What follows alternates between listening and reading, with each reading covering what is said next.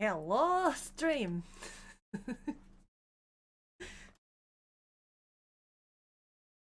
Welcome to Chill Reading Nights. For whoever is here.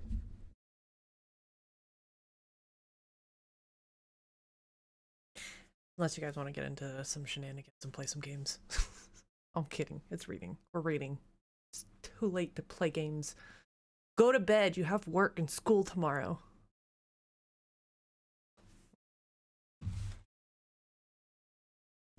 I cannot wait until I have an opportunity to use Bongo Cat. My god, I am struggling right now. It would be so freaking cute. And it sucks because the two games I'm playing on my streams require a controller. And it doesn't have a controller option. Oh. Okay.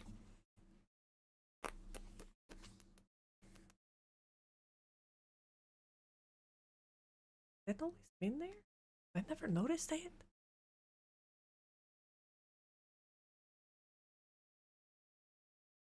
Oh my god, it's you again. Oh my god, it's Peter again. What is the stream? Ooh.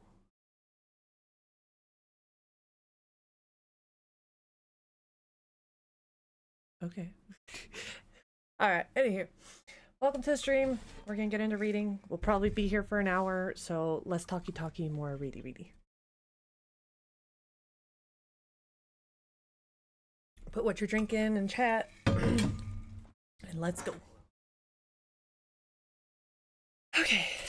We have officially made it halfway through the book. Oh, what a place to fucking start. Chapter 33. The whorehouse had closed hours ago. Upstairs, the girls slept on fouled sheets amid the brothel smells of stale alcohol, stale sweat, and old sex, wood smoke, and cheap perfume. The doors were locked. All but two of the plain copper lamps downstairs had been extinguished. Mama Kay didn't allow her brothels to waste money. There were only two people downstairs, both of them at the bar. Around the man's seat were the remains of a dozen smashed glasses. He finished the 13th beer, lifted the glass, and threw it onto the floor. It shattered. Mama Kay poured Durzo another beer from the tap, not even blinking. She didn't say a word. Durzo would speak when he was ready. Still, she wondered why he'd chosen this brothel. It was a hole. She sent her attractive girls elsewhere. Other brothels she'd bought had been worth fixing, but this one huddled deep in the warrens, far from main roads in the maze of shacks and hovels. This was where she'd lost her maidenhead. She'd been paid 10 silvers and had counted herself lucky. It wasn't high on her list of places to visit. I should kill you, Durzo said finally. They were the first words he'd spoken in 6 hours. He finished his beer and shoved it along the bar, slid several feet, fell over, rolled off the bar, and cracked. Oh, so you do have the power of speech, Mama Kay said. She grabbed another glass and opened the tap. Do I have a daughter, too? Mama Kay froze. She closed the tap too late and beer spilled all over. Vonda made me swear not to tell you. She was too scared to tell you, and then when she died... You can hate Vonda for what she did, Durzo, but she did it because she loved you. Durzo gave her a look of such belief and disgust that Guinevere wanted to hit his ugly face. What do you know about love, you whore? She had thought that no one could hurt her with words. She'd heard every horror comment in the book, and had added a few besides. But something in how Durzo said it, something about that comment coming from him, struck her to her core. She couldn't move. Couldn't even breathe. Finally, she said, I know if I had the chance for the love that you had, I would have quit whoring. I would have done anything to hold on to that. I was born into this chamber pot of a life. You're the one who chose it. What's my daughter's name? So that's it. You bring me here to remind me how many times I got fucked in this stinking hole. I remember. I whored so my baby sister wouldn't have to, and then you came along. You fucked me 5 times a week and told Vonda you loved her, got her pregnant, and then left. I could have told her that much was a given. That part of the story's so predictable, it's not even worth repeating, is it?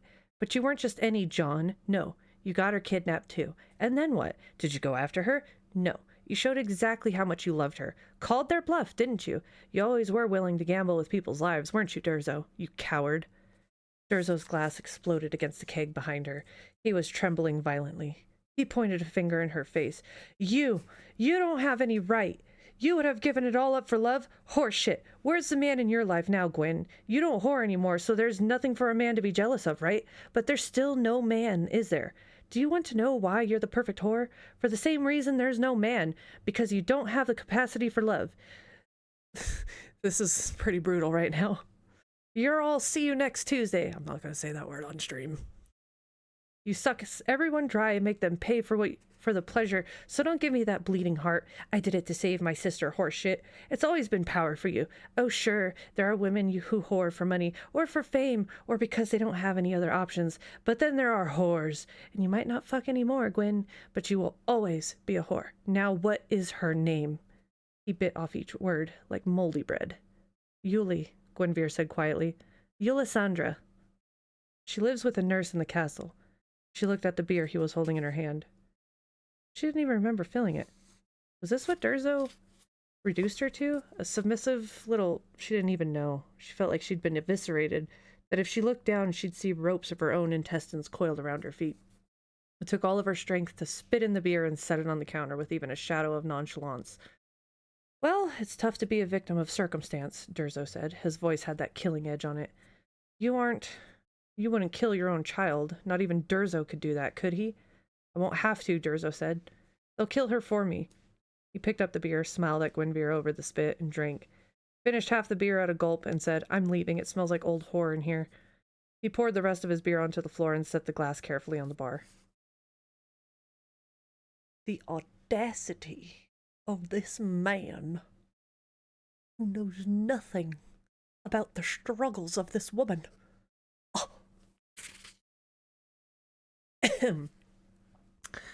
Anywho, Kyler woke 2 hours before dawn and briefly wondered if death would be too high a price to pay for a full night's sleep. Don't we all fuck? The correct answer, however, was unavoidable, so after a few minutes, he dragged himself out of bed. He dressed quietly in the dark, reaching into his third drawer where his wet boy grays were folded as always, and reaching into his ash jar to smear his features black.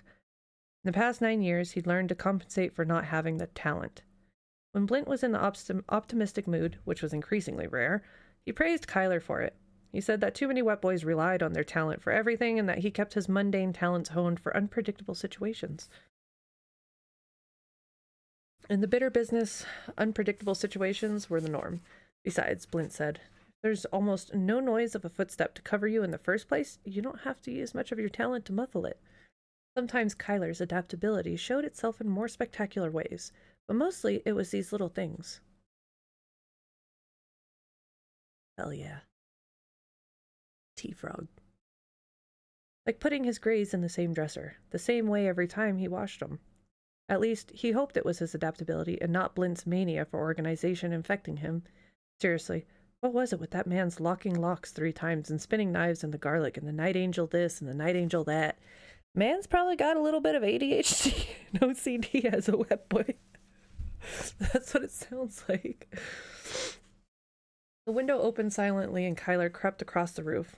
Years of practice taught him where he could walk and where he had to crawl to be unheard by those below. He slipped over the edge of the house, dropped onto the flagstones in the courtyard, and vaulted off a rock to grab the edge of the wall. He raised himself to peek over the edge, saw no one, pulled himself over the wall, and then moved stealthily up the street. He probably could have just walked. Sneaking wasn't really necessary once he got out of sight of the Drake's home, and until he got within sight of the herbery. But it was a bad habit to get into. A job is a job. It isn't done until it's done. Another of Blint's pearls there, thanks. Tonight, it wasn't just Blint's ingrained discipline that kept him creeping from shadows to shadow, making the 2-mile walk to the herbery. It takes almost an hour. Tonight, Jarl's words kept going through his head. You have enemies. You have enemies. Maybe it was time he moved out of the Drake's house, for their safety. He was 20 years old. And though of course he didn't have the income of a noble, Blint was more than generous with his wages. In fact, Blint didn't really care about money. He didn't spend much on himself, aside from the infrequent binges on alcohol and rent girls. He did buy the best equipment and ingredients for poisons, but what he bought, he kept forever. With what he made for each kill, the frequency with which he took jobs, Blint had to be wealthy. Probably obscenely wealthy. Not that Kyler cared. He'd adopted much of Blint's attitude. He gave Count Drake a portion of his wages for a lien and still had plenty left over. He kept some in coins and jewels and split the rest between investments Mama Kay and Logan made for him. It meant nothing to him because money couldn't buy him anything.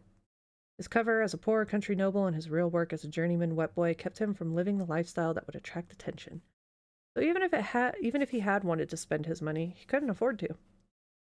He could move out, though, rent a small home further south on the east side at the edges of one of the less fashionable neighborhoods. Flint had told him that if you bought the cheapest house in the neighborhood, no matter how expensive the neighborhood, you were invisible. Even if your neighbors noticed you, they'd take pains not to notice you. Then Kyler was at the shop. The Sakage had long had an arrangement with herbalists in the city. The herbalists made sure they kept certain plants on hand that weren't strictly legal, and the Sakage made sure that the herbalist shops were never burglarized. The Crown knew about it, but it was powerless to stop it. Goodman Aeliep's herbery was frequented by rich merchants and the nobility, so he had refused to keep illicit herbs openly in his shop, fearing that such defiance in the face of the authority might not be ignored. He'd been able to refuse a Sakage, but no one refused Master Blint. Goodman Aeliep supplied Durzo with the rarest herbs. In return, Master Blint made sure no one else in the Sakage so much as went near his shop. It fell to Kyler to grab the necessaries and drop off the money, which he was doing tonight. The benefit to running these errands wasn't only that he learned the trade or that he established relationships with the people who would supply him in the future. It was also that he could build his own collection. An elaborate collection like Master Blint's took years and thousands, or even tens of thousands of gunders to build. The bad part was losing sleep. It didn't do for a young noble to sleep until noon unless he'd been carousing with his friends. So even though he wouldn't get home until almost dawn, Kyler would have to wake with the sun. He grumbled silently, remembering a time when sneaking through the streets of Cenari at night had been fun. The back door of the shop, as always, was locked. Goodman Aeliep kept good locks on his doors, too, though he'd never met him. They only wrote notes. Kyler felt he knew Goodman Aeliep. And the man was a strange one. With Durzo's protection and the Sakage, the man could have safely left his doors wide open. No one in the city would dare steal from him. But as Blint said, the man's greatest treasures are his illusions. For all the man claimed to hate teachings, he seemed to have an aphorism for every occasion. Kyler selected the proper pick and anchor from the kit on the inside of his belt. He knelt in front of the door and started working. He sighed. It was a new lock, and from Master Procles, the best locksmith in the city. New locks, even if they weren't high quality, always tended to be tighter, and if losing an anchor wasn't the end of the world, it was irritating to break one. Kyler raked the pick over the pins. 4 pins, 2 of them a little loose. That meant it was the work of one of Procles' journeymans and not the master himself. In 10 seconds, he turned the anchor, bending it. The door opened. Kyler cursed silently. He'd have to get another new anchor, then tucked his tools away. Someday, he was going to have to commission a set of Mysterial picks and anchors like Master Blint had, or at least one anchor. Mysterial would flex but never break, but it was more expensive by weight than diamonds. Goodman Aeliep's claim that his business was a herbery wasn't an idle boast. It had 3 rooms. The large, comfortable shop with labeled glass jars for the display of herbs, a tiny office, and the herbery in which Kyler stood. The little room was humid, and the wet, fecund. I want to see how to pronounce that real quick.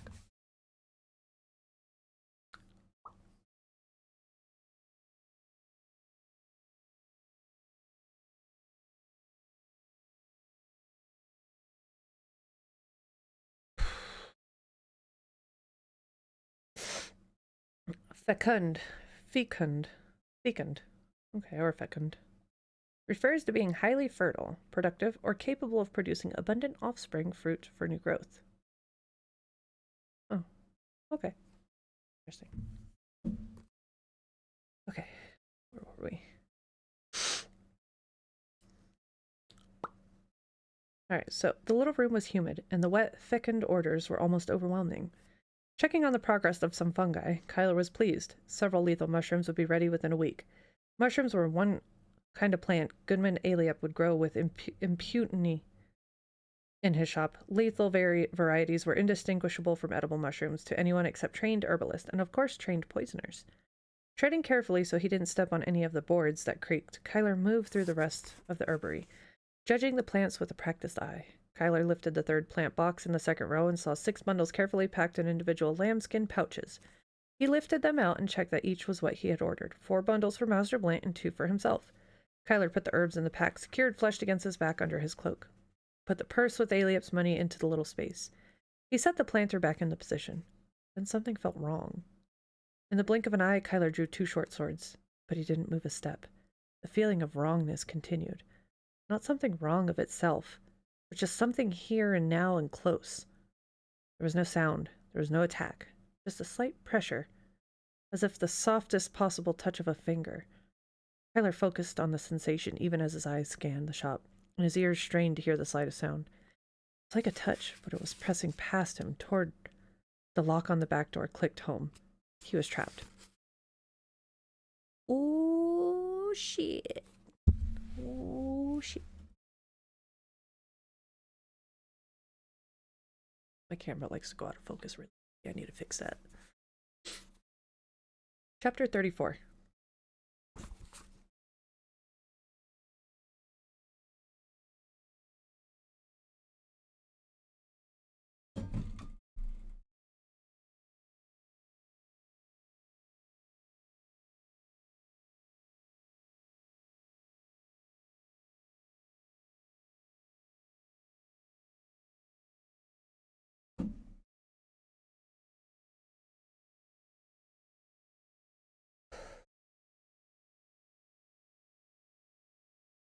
Restraining an impulse to run to the door and fling it open, Kyler stayed utterly still.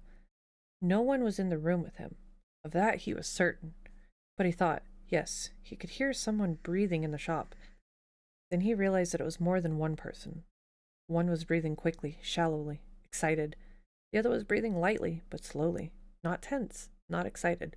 That scared Kyler. Who could ambush a wet boy and not even be nervous? Afraid of losing all initiative, Kyler moved slowly toward the wall that separated the herbery from the shop. He was right, one of the men was standing just on the other side of it, sheathing a short sword. To be silent, he had to do it so slowly that it was painful. Kyler then drew out the Surin hand and a half sword he carried in a back scabbard. He brought the tip of the blade close to the wall and waited for the slightest sound. There was nothing. Now he couldn't even hear the excited man breathing. That meant the excited one must be on the other side of this wall, while the calm man was further. Kyler waited. He trembled with anticipation. One of the men on the other side of the entry was a witch. Were they with the Caledorans Jarl had warned him about? Kyler pushed the thought out of his head. He could worry about that later.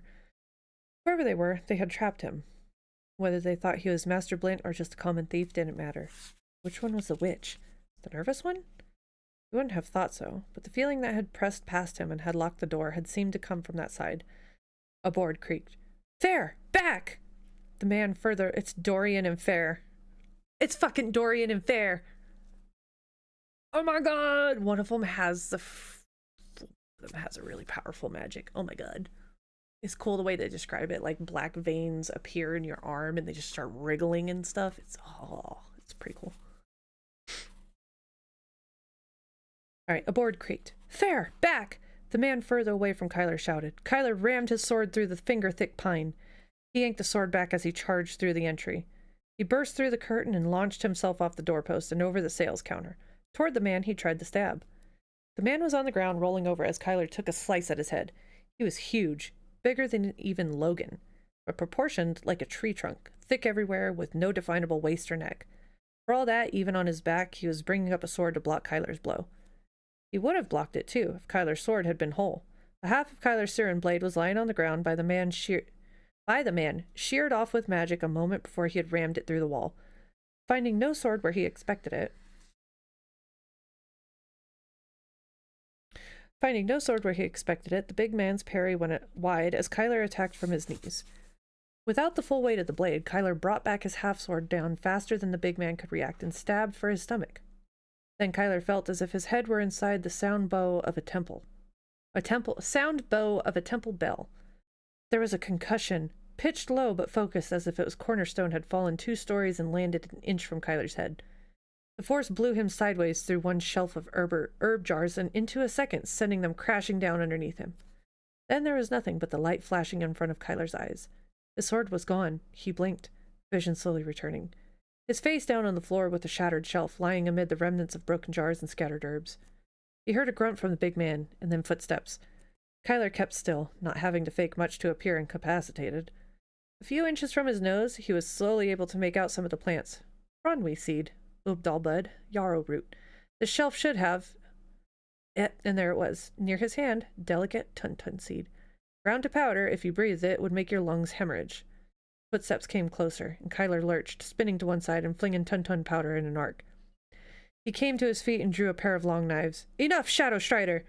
Air congealed around Kyler like a jelly. He tried to dive away, but the jelly became as hard as rock. Two men regarded Kyler through the cloud of tuntun seed hanging frozen in the air. The blonde mountain folded meat slab arms across his chest. Don't tell me you expected this, Dorian, he growled at the other man. His friend grinned. Not much to look at, is he? The mountain asked. Oh. What just happened? Smaller man, Dorian, wore a short black beard under intense blue eyes, had a sharp nose and straight white teeth. He reached forward and took some of the floating tuntun powder between two fingers. Black hair lightly oiled, blue eyes, pale skin. Definitely Caladoran. He was the witch. Don't be a sore loser, Fair. Things would have gone badly for you if I hadn't broken his sword. Fair scowled. Think I could hold my own.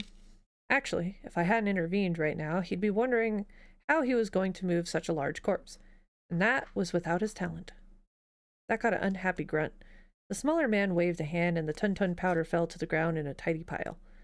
He looked at Kyler, and the bonds holding him shifted, forcing him to stand upright with his hands down at his sides, though still holding the knives. Is that more comfortable? He asked, but didn't seem to expect a reply. He touched Kyler's hand with a single finger, and stared into him as if his eyes were cutting him open. He frowned. Look at this, he said to Fair. Fair accepted the hand Dorian put on his shoulder, and stared at Kyler the same way. Kyler stood there, not knowing what to say or do, his mind filled with questions that he wasn't sure he should give a voice to. After a long moment, Fair said, Where's this conduit? It almost seems shaped like there's a niche for... He exhaled sharply. By the light, he ought to be... Terrifying. Yes, Dorian said. He's a born Kakarifier. But that's not what worries me. Look at this. Kyler felt something twist in him. He felt as if he were being turned inside out.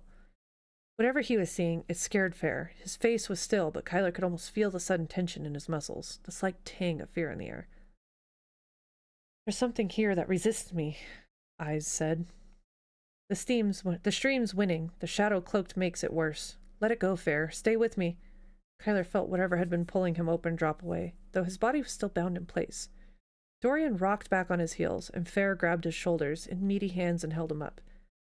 What'd you call me? Who are you? Kyler demanded. Dorian smirked, regaining his balance as if by the force of good nature alone. You asked who we are, wearer of names. It's Kyler now, isn't it? Old Jaren punning. I like that. Was that your sense of humor, or Blint's? At the startled look at Kyler's face, he said, Blint's, apparently. Dorian looked through Kyler again, as if there were a list inside him Dorian looked through Kyler again, as if there were a list inside him that he was reading. The nameless. Maratai, Sweller, Specs, Kyler, even Kage. Terribly original, that. What? Kyler asked. This was ridiculous. Who are these men? Sakage means Lords of the Shadow, Dorian said. Thus, Kage means shadow. But I don't suppose that one's your fault. In any case, you ought to be more curious. Did it never occur to you to wonder why your peers had common names like Jarl or Bim, or slave names like Dollgirl or Rat, and you were burdened with Azoth? Kyler went cold. He'd heard that witches could read minds, but he'd never believed it. And those names, that wasn't a random list. You're witches, both of you. Fair and Dorian looked at each other. Half right, Dorian said. A little less than half, really, Fair said. But I was a witch, Dorian said, or more properly, a meister. If you ever have the misfortune of meeting one, you may not want us to use a slur. What are you? Kyler asked. Friends, Dorian said. Made a long journey to help you. Well, not only to help you, but to help you in... We've come at a great personal cost and a greater risk, Fair interrupted, looking at Dorian sharply. We hope you have no doubt that we could kill you. That if we wished you harm, we could have already done it, Dorian said. There are more types of harm than just killing. A wet boy knows that, Kyler said. Dorian smiled, but Fair still looked wary. Kyler felt the bonds release him. That unnerved him. They'd seen how fast he could move, and yet they released him, armed. Allow me to introduce us, Dorian said. This is Fair Cosette, one day to be the most renowned swordsmith in all of Mid-Creu. He is Vesana, and a blade master of the second echelon. Great. And you? Kyler asked. You won't believe me. Dorian was enjoying this. Try me. I am Sasurin and Hothsalar, and once a Verdmeister of the 12th Shura. Verdmeister, that's what they're called. Verdmeisters in this book are insanity. They're like dark witches. Like, they're the ones that have the black wriggly shit. They're powerful. Super powerful. We'll get more into Verdmeisters, I think, on the second book. Ba-da-ba-ba. Impressive, Kyler. Had no idea what those were. What should be important to you is that I'm a prophet. My name is Dorian, Dorian said with a native Caledonian accent. Dorian Ursel. You were right, Fair said. He doesn't believe you. Aside from carelessness, the only things that could kill wet boys were other wet boys, mages, and witches. In Blint's estimation, witches were the worst. He hadn't neglected Kyler's education. Let me see your arms, Kyler said. Ah, so you know about the Ver, Dorian said. How much do you know about them? Dorian bared his arms to the elbows. There were no marks on them. I know that all witches have them, and that they grow in proportion to the witch's power, and their intricacy shows the witch's level of mastery, Kyler said. Don't do it, Dorian, Fair said. I'm not going to lose you over this. Let's tell him the words and get the hell out of here. Dorian ignored him. Only men and women who are talented can use the Ver. It's easier to manipulate than the talent, and more powerful. It's also terribly addictive, and, if one dare speak in moral absolutes, which I do, it's evil, Dorian said, his eyes bright, holding Kyler. Unlike the talent, which can be good or bad like any talent, it is in itself evil, and it corrupts those who use it. It has proven useful to my family to have all Meisters marked, so they are. My ancestors never saw any reasons to be marked ourselves unless we so chose. The Ursels can make their Ver disappear at will, so long as they aren't using it. Blint must have skipped that lesson, Kyler said. A pity it is, too. We're the most dangerous Verdemeisters you could possibly imagine. Dorian, just tell him the words. Let's Fair, Dorian said. Silence! You know what to do. The big man obeyed, glowering at Kyler. Kyler, Dorian said, you're asking a drunkard who's quit drinking to take just one glass of wine. I'll live in misery for weeks for this. Fair will have to watch me constantly to see I don't slip away to that madness. But you're worth it. Gonna show his fur. Fair's mouth tightened, but he didn't say a word. Dorian held his arms out, and a shimmer passed over them.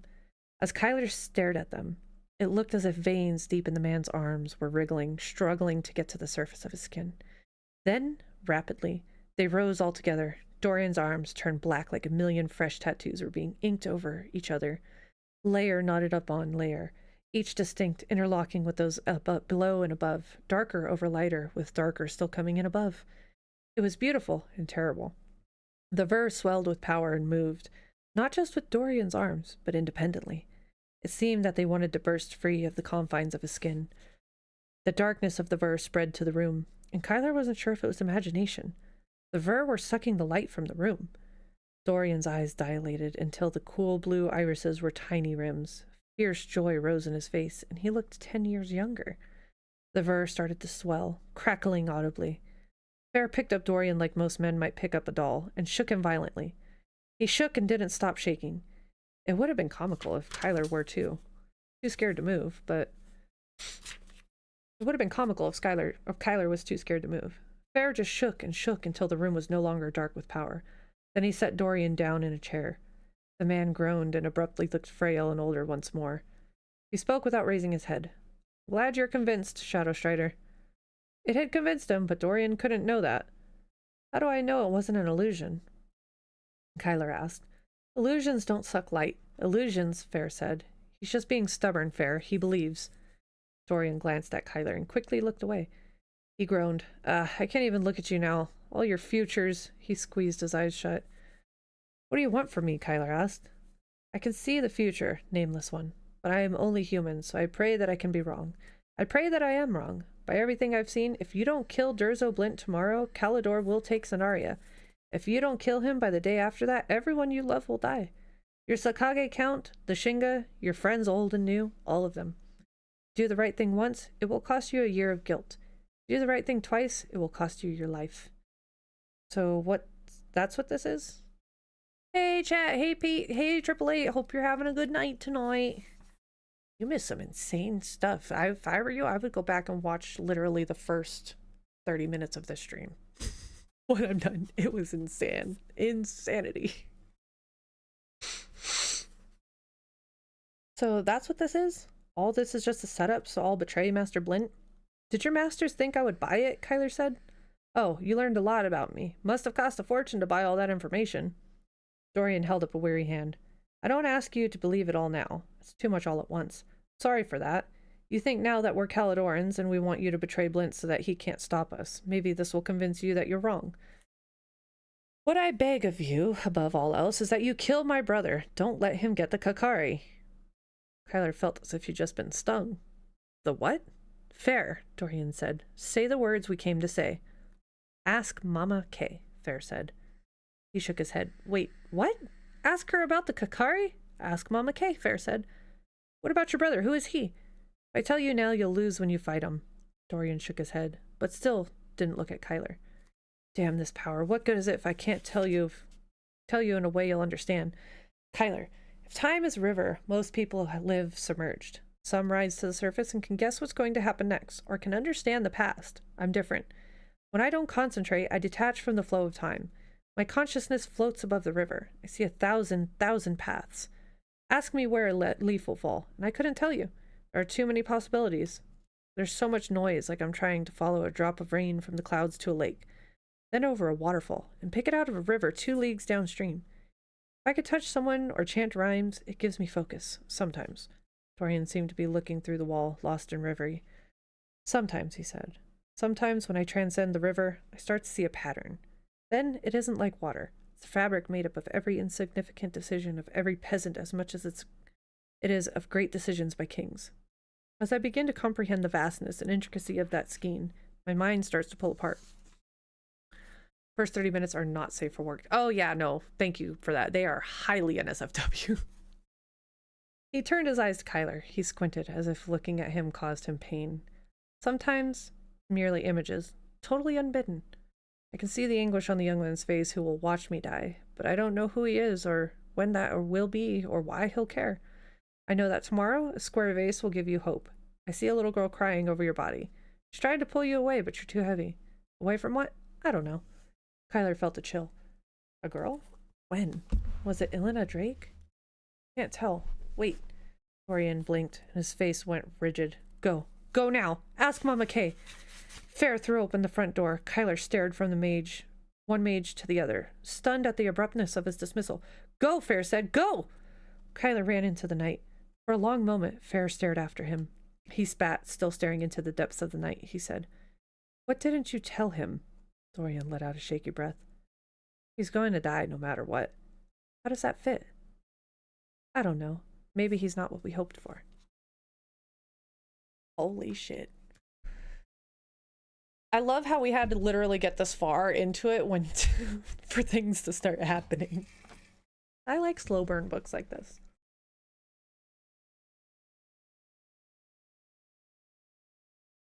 Oh man, you guys are gonna absolutely adore the Electric Church. That's gonna be a members only video, so I'll still possibly continue doing reading streams, maybe, for Mondays. Might take a break, just to give myself a break, because, you know, we don't want to burn out. Gotta take care of ourselves to make sure we put out content good enough to be consumed.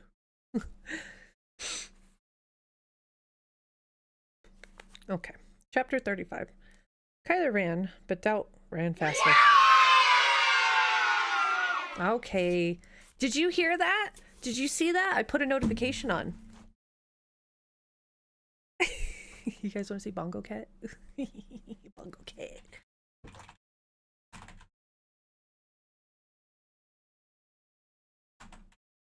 That made me jump. I kind of forgot about it too, I'm not gonna lie. But yeah, so that book, this book, holy shit, those last 2 chapters, 33, 34. Holy shit, man. It's all starting to come back to me a little bit. Like, all I gotta say is I cried at the end of these books. I cried pretty bad. We're in for some traumatizing stuff. Also got I got some new games to play. I got gifted this game called Silver Chains. It's a little indie, it's a short one, so I'll probably be getting that out here soon. Oh, don't forget, the short film Bleed into Gameplay is going to be Wednesday too. If not, I'm going to spend all day getting it together tomorrow because I have to get the thumbnail made. The video's done. I am satisfied with the video. So, that was so untrue. I am satisfied. But yeah, I need to get the thumbnail done and get some videos edited, and I'll have videos up for Wednesday and Friday and next week as well. And I need to spend not tomorrow but Wednesday recording some more videos. We got some fun games coming up. So we got more Maze Bound. That I'm addicted to that one. I really like it. Another game called Cube Escape Paradox. I'm on some like analog pixel indie horror games right now, so we're gonna be eating good on the channel. Channel 4 Midnight. And then one of them I can't say because it's part of the short film, so I'm saving that one. And then Water Womb World, and then Silver Chains. And I could always do more Viscera cleanup detail for chill streams. We're finishing up Conquer for Monday, and we still have stuff to do on Blasphemous. Oh my god, we have a lot to do on Blasphemous, actually. Jesus criminy.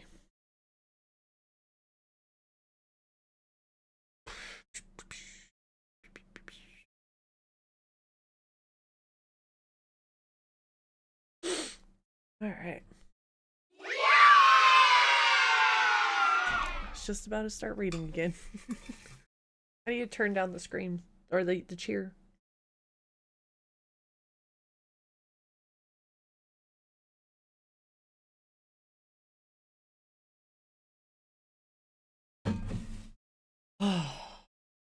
Already 9 o'clock. Alright. Time change sucks. Checking if that one had... No, every sound alert has... Like, it'll be a notification. All the regular alert. Actually, I did that wrong. Every alert, including the sound alerts, are gonna have that. I need to take it off the sound alerts. Play a sound alert. Somebody play a sound alert. Throw me a fa in chat.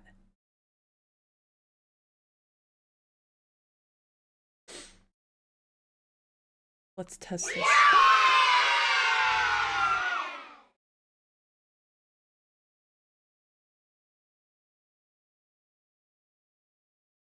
We're chilling. Fine. Beep, beep, beep. Channel play. Setting. Wait, let's do 5 seconds. Not that long. Wait a minute.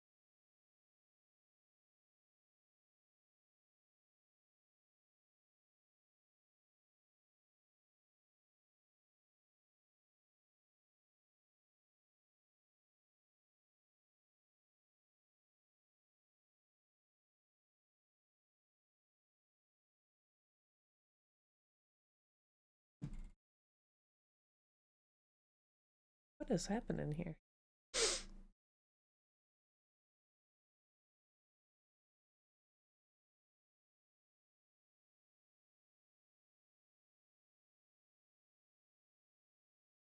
I'm really tempted to put on text to speech for you guys, but I don't know what you're gonna do with that.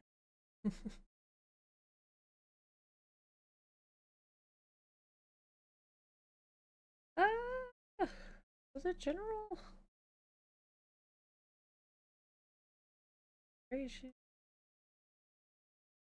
Hmm.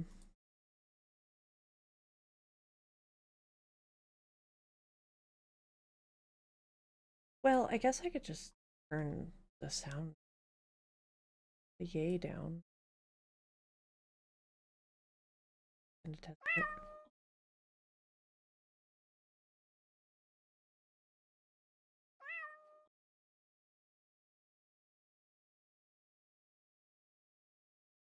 Redeem some points! Oh yeah. So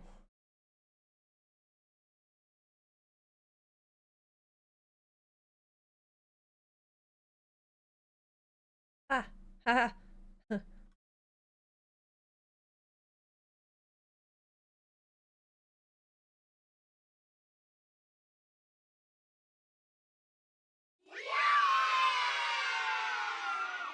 No, we want it lower.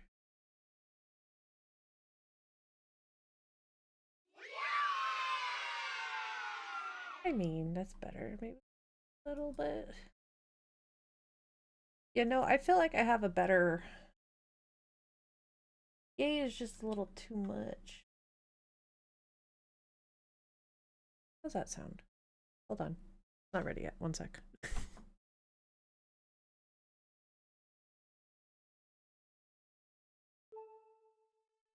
That's a little better. No. How long is that? Too long. That was 8 seconds. Should we do the Metal Gear alert, the little ring? I think I like that one a little better.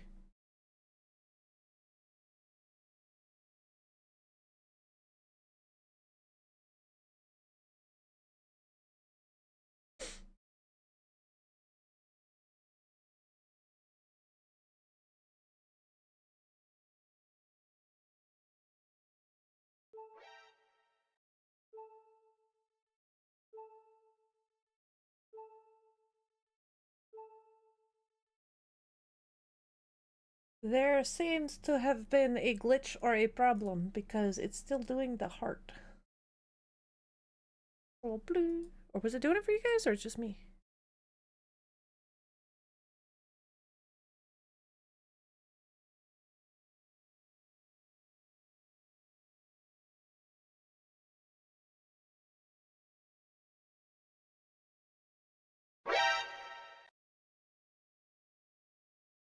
It's fixed.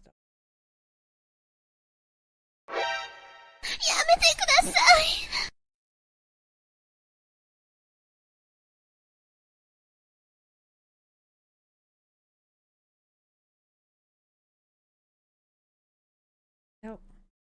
It works. Cool.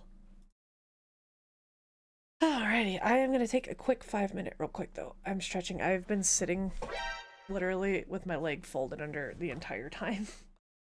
Oh, damn. She's fucking on it. I'll be right back.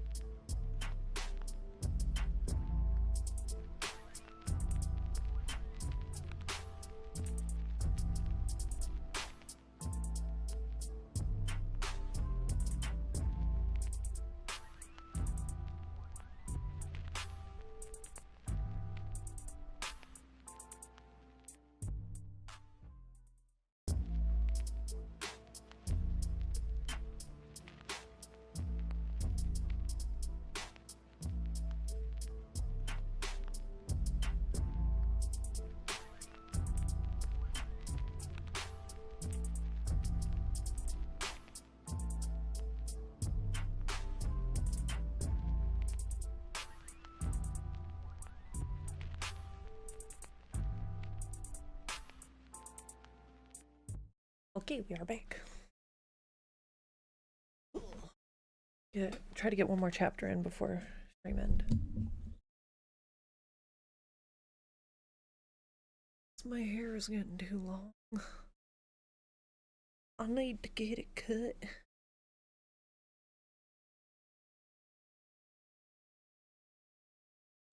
But oh, pardon. Okay.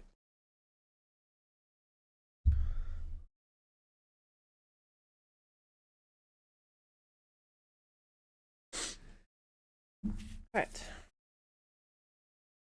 Chapter 35.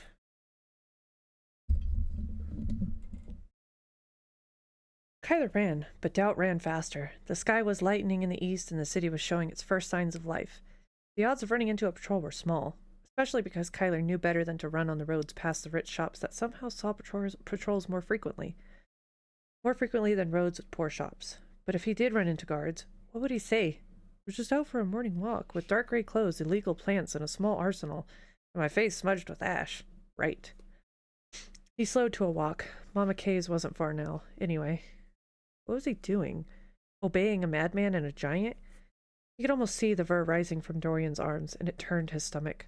Maybe not a madman, but what was their peace? Yay, you managed to not lock yourself. I still can't believe I locked myself out in the middle of stream earlier. That is literally only something I would do. Oh my god, that was so stupid. Oh god. The only people Kyler knew who did things just because they shouldn't, or because they should, were the Drakes, and he figured that they were the exception to the rule. In the Sakage, in the court, in the real world, people did what was best for themselves. Bear and Dorian hadn't denied that they had other motives for coming to Sonaria, but they certainly acted like he was the most important thing. They'd acted like they really believed he would change the course of the kingdom. It was madness, but he had believed them. They were just liars. Wouldn't they try to tell him how great things would be if he killed Brent? Or were they just... Fuck, I'm so stuttering. Hold on. Or were they just that much cleverer than most liars? It seemed that by what Dorian had just said, Kyler was going to lose everything no matter what he did. What kind of fortune teller told you that? Still, Kyler found himself jogging again, and then running, startling a laundress, filling her buckets with water. He stopped at Mama Kay's door and suddenly felt uneasy again.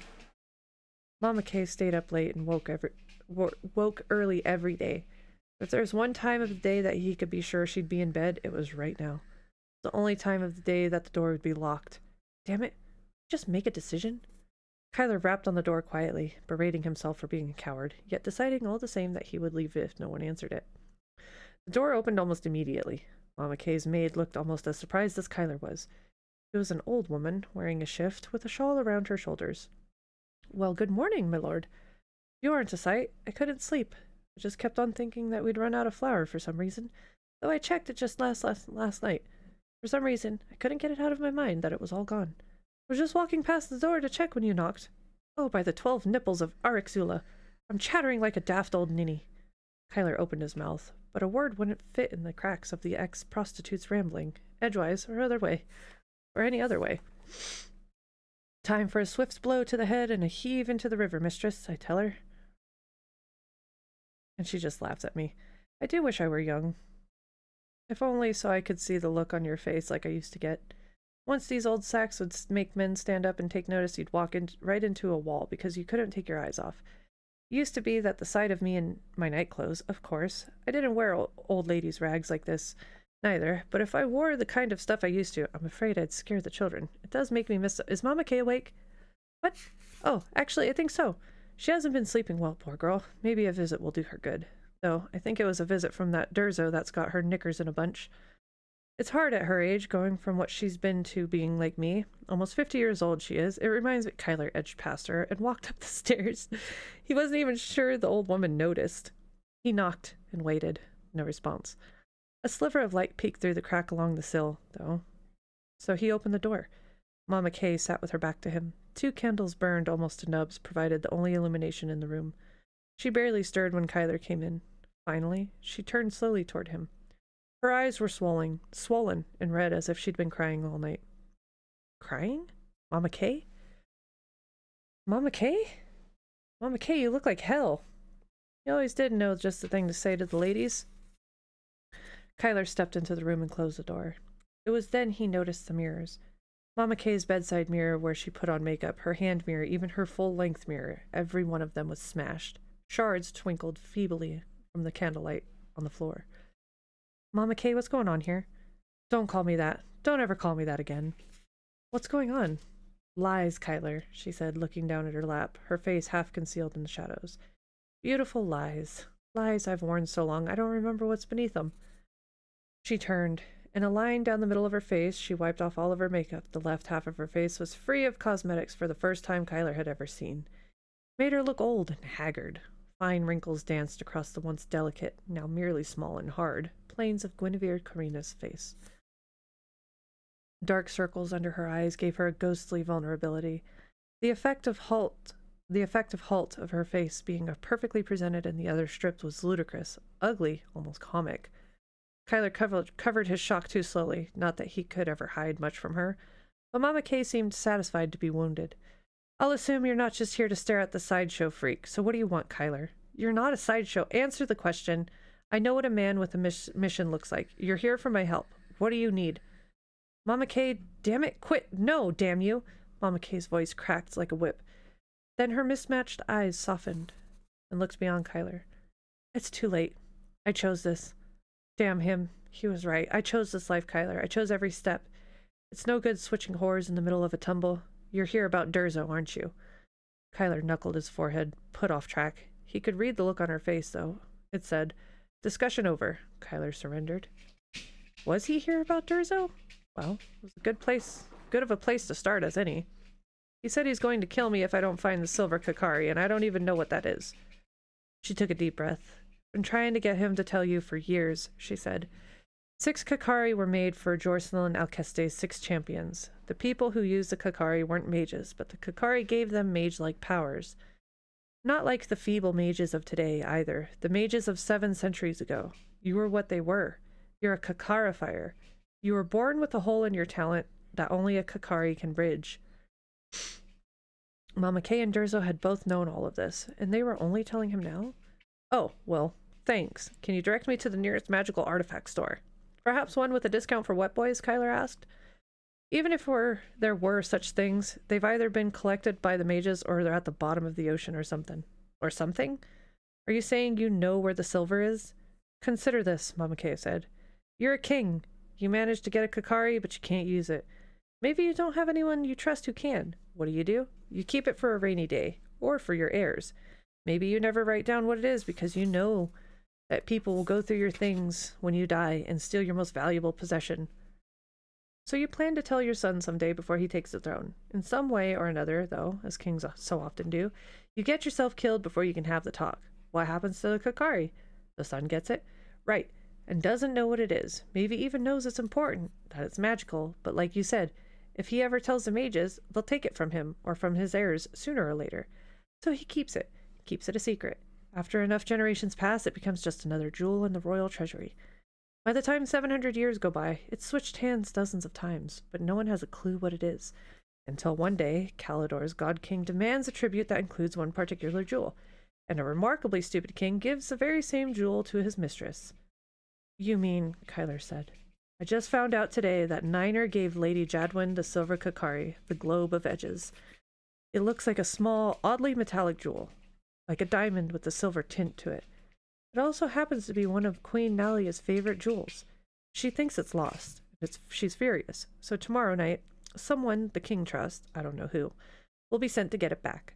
The Jadwins are having a party that night, so tomorrow the Kakari will be exposed.